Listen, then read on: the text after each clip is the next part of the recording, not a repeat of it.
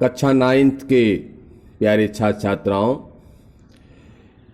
साखी कबीरदास जी द्वारा लिखित साखी जो दोहा दिया हुआ है आपके पाठ्य पुस्तक में, उसमें छूटा हुआ जो 4 दोहे शेष रह गए थे, मैं उसको आज बताने जा रहा हूँ। यह पार्ट 3rd में आप इसे देख पाएंगे, तीसरे भाग में। तो आइए शुरू करते हैं बिना देरी किए। कि यह ऐसा संसार है जैसा सैंबल फूल, दिन 10 के व्यवहार कौन झूठे रंग न भूल। ई अवसर चेत्या नहीं पशु ज्यों पाली देहा, राम नाम जान्या नहीं अंति पड़ी मुख से। आइए 12वां देखते हैं। यह ऐसा संसार है, यह माने यह ऐसा संसार है। कैसा संसार है? जैसा सेंबल फूल, जैसा सेमर का फूल होता है, सेंबल का। सेंबल का फूल देखने में बहुत आकर्षक होता है, जिसको तोता रूपी पक्षी जो तोता है, वह सेंबल के फूल को देखकर आकर्षित हो जाता है कि फूल इतना अच्छा है तो फल कितना अच्छा लगेगा। लेकिन जिस प्रकार से तोते को बाद में रुई ही हाथ लगती है, सेमल का फल उसका रुई के रूप में ही निकलता है, नीरस होता है। उसी प्रकार यह संसार है। देखने में तो यह संसार बहुत सुंदर लग रहा है, लेकिन अंत में आपके हाथ कुछ नहीं मिलने वाला। कबीरदास जी कहते हैं कि दिन 10 के व्यवहार कौन, दिन 10 का जो व्यवहार है, जो यह आवागमन है, कुछ दिनों के लिए आपको इस संसार में आने का जो अवसर मिला है, मौका मिला है, इस मौका को आप इस संसार को, जो झूठा संसार है, जो क्षणिक है, उस संसार को सच्चे रंग में मत समझ लेना। अर्थात इस झूठे रंग में अपने आप को, अपने जीवन को, अपने जो मेन मुख्य उद्देश्य है आपका परमात्मा प्राप्ति, परमात्मा की प्राप्ति, उसे मत भूल जाना।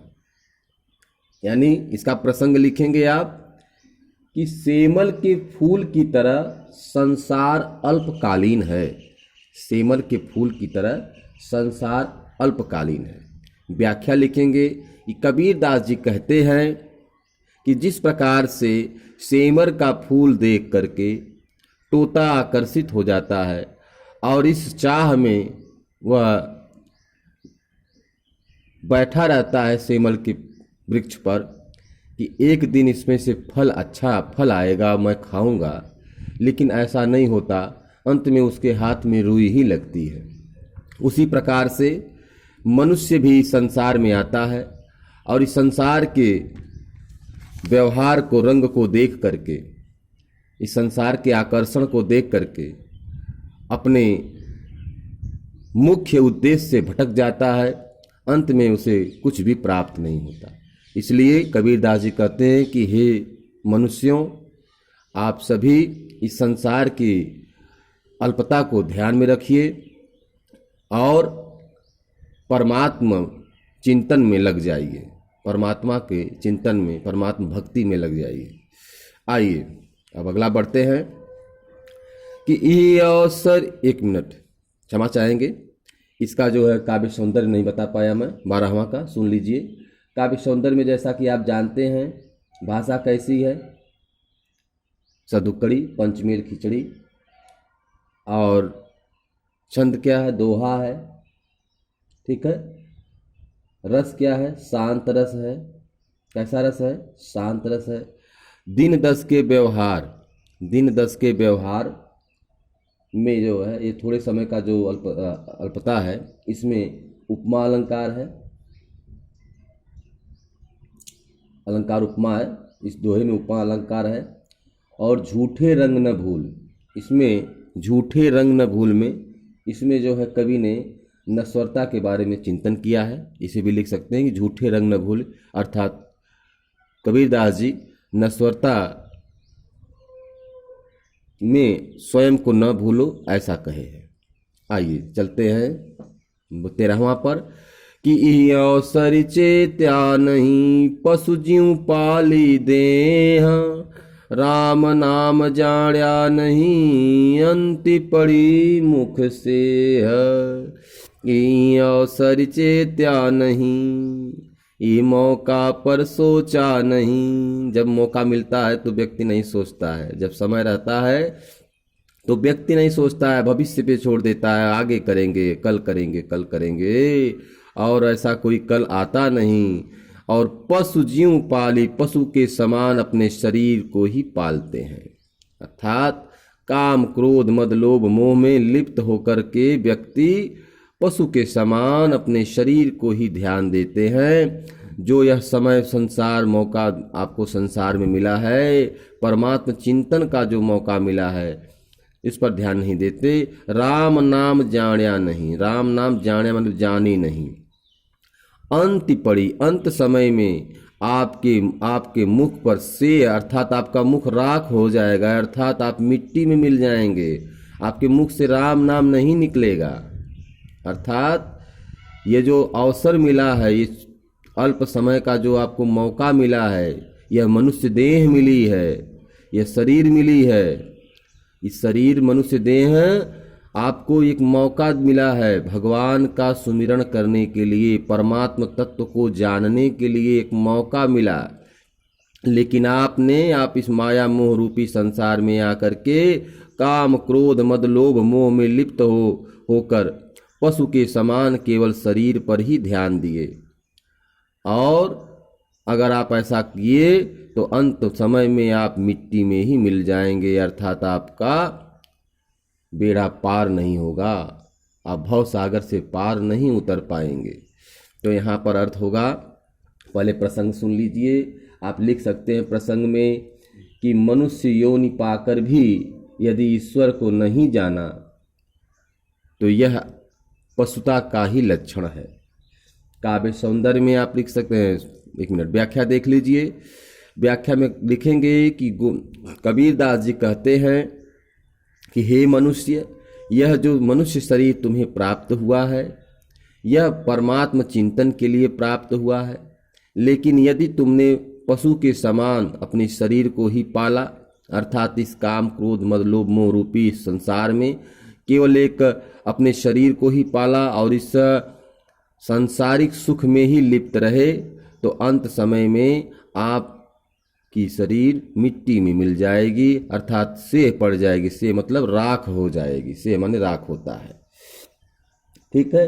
काव्य सौंदर्य में जैसा कि आप जानते हैं भाषा कैसी है, पंचमेल खिचड़ी सधुक्कड़ी, रस मैं बता चुका हूँ, सब में शांत रस है। और आपका जो है पश ज्यों पाली देह में उपमा अलंकार है, और राम नाम में जो है अनुप्रास अलंकार है। तो पश ज्यों पाली देह में उपमा अलंकार है। ठीक है, हम सभी आगे बढ़ते हैं, 14वां नंबर पे चलते हैं। यह तन कांचा कुंभ है, लिया फिरे था साथ, ढबका लागा फूट गया कछु न आया हाथी। यह तन कांचा कुंभ है, लिया फिरे था साथ, ढबका लागा फूट गया कछु न आया हाथ। यह तन कांचा कुंभ है, कांचा माने कच्चा, कुंभ माने घड़ा। यह तन माने यह शरीर, यह शरीर कच्चे घड़े के समान है।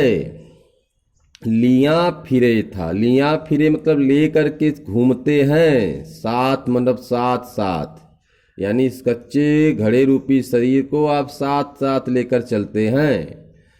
ढबका लागा, ढबका धक्का लगने से यह फूट जाएगा, अर्थात जैसे कच्चा घड़ा को थोड़ा धक्का लगेगा तो टूट जाता है, ठीक उसी प्रकार यह जो शरीर है इस शरीर को काल रूपी जैसे ही धक्का लगा, थोड़ा सा काल रूपी धक्का किसको लगा, तन को जैसे ही लगा, यह शरीर फूट जाएगी, अर्थात छूट जाएगी, यहीं रह जाएगी और कुछ भी आपके हाथ नहीं मिलेगा, हाथ मलते रह जाएंगे।